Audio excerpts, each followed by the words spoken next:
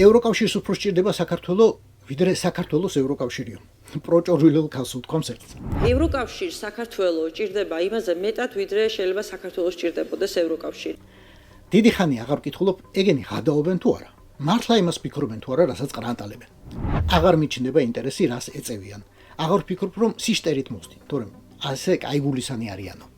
არა, ზუსტად ვიცი უკვე. მოსდით მტრობით, ამ ქვეყნის მტრობით. რუსის სამსახურში თავის გამოჩენის სურვილით, რომელიც ექცათ სპორტად. ეს სპორტი ყველასთვის არაა. კაი ვარჯიში უნდა. ფიზიკური და ფსიქოლოგიური მომზადება.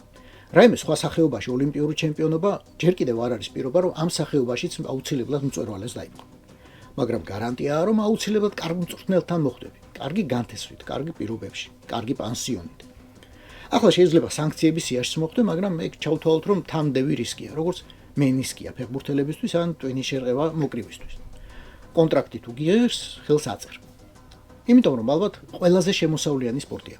კონკურენციას გაგიწევენ მხოლოდ ალბათ NBA-ის კალათბურთელები და საუდის არაბეთში წასული ევროპელი ფეხბურთელები.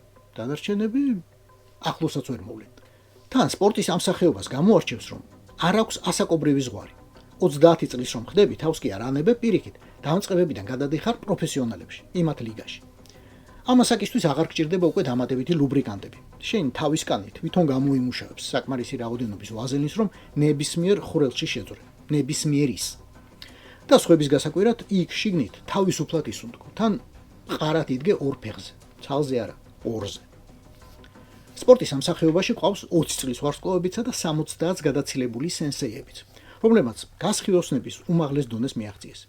ისინი უკვე ლექსად ამბობენ უმაღლესი ღვთაების სადიდებლებს და ვაზელინის ნაცვლად უკვე ნელსაცხებლებს გამოიმუშავებენ.